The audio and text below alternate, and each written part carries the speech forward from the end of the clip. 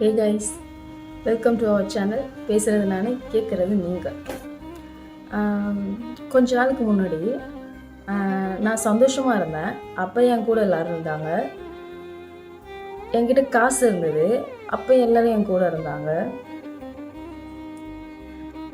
அவங்களுக்கு என்ன தேவையோ அதெல்லாம் என்கிட்ட இருந்து கிடைக்கிற வரைக்கும் எல்லாருமே என் கூட இருந்தாங்க. இப்போது நான் ரொம்ப கஷ்டத்தில் இருக்கேன், நான் அழுகிறேன். இப்போ யாருமே என் கூடவே இல்லை. ஜஸ்ட்டு நான் என்னோட கஷ்டத்தை நான் ஸ்டேட்டஸாகவும் ஸ்டோரியாகவும் தான் போட்டுக்கிட்டு இருக்கேன். அதை பார்த்து கூட நீ ஓகேவா, நீ நல்லா இருக்கியா, ஜஸ்ட் ஒரு வார்த்தைக்காக கூட அப்படி யாரும் கேட்குறது இல்லை. என்னை சுற்றி இருக்கிறவங்க எல்லாரையுமே நல்லா வச்சுக்கணும், அவங்களாம் நல்லா இருக்கணும்.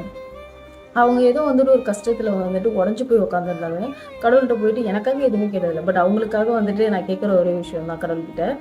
அவங்களால அந்த விஷயத்த தாங்கிக்க முடியாது, அந்த கஷ்டத்தை அவங்களால தாங்கிக்க முடியாது.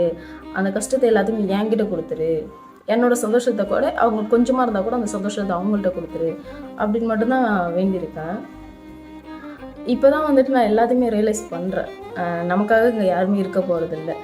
நம்ம தான் நம்மளோட சோகத்தை நம்மளோட கஷ்டத்தை யார்கிட்டயாவது ஷேர் பண்ணாலுமே அது கேலிங் கிண்டலுமாக தான் இது பண்ணிப்பாங்க. நம்மளோட கஷ்டம் நமக்கு மட்டும்தான் புரியும். அப்போ நம்ம என்ன பண்ணுவோம், அதை நம்ம ஸ்டோரியாக போடுவோம், ஸ்டேட்டஸாக போடுவோம். அது போடவங்க நம்மளால இருக்க முடியாது. ஏன்னா நம்மளை மற்றவங்க ஹீல் பண்ணுவாங்க, இவங்கள்ட்ட சொன்னால் இவங்க ஹீல் பண்ணுவாங்க, அவங்க ஹீல் பண்ணுவாங்க அப்படிங்கிற அதெல்லாம் அதில் சும்மா ஒரு பேச்சு தான். அவங்க ஜஸ்ட்டு சொல்லுவாங்க, அவ்வளோதான். நம்ம ஹீல் பண்ணிக்கிறதுக்காக நம்ம ஸ்டோரியாகவும் ஸ்டேட்டஸாகவும் போட்டுக்கிட்டோம். அது நமக்கே தெரியும் தானே, நம்ம அப்படி தானே இருக்கோம். அதான் சொல்கிறேன். நாகி சார் கூட சொல்லுவார், ஃபஸ்ட்டு ஒன்றை பாரு, அதுக்கப்புறம் மற்றவங்கள பாரு அப்படின்ட்டு சொல்லுவார். ஆமாங்க, அது உண்மை தான்.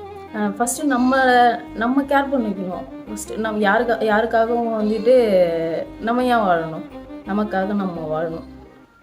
மற்றவங்க வருவாங்க போவாங்க, அவங்களோட தேவை எல்லாத்தையும் முடிச்சுட்டு அவங்க பேசணும், அவங்க பாய் சொல்லிட்டு போயிட்டே இருப்பாங்க. ஆனால் கஷ்டப்படுறது நம்ம தான்.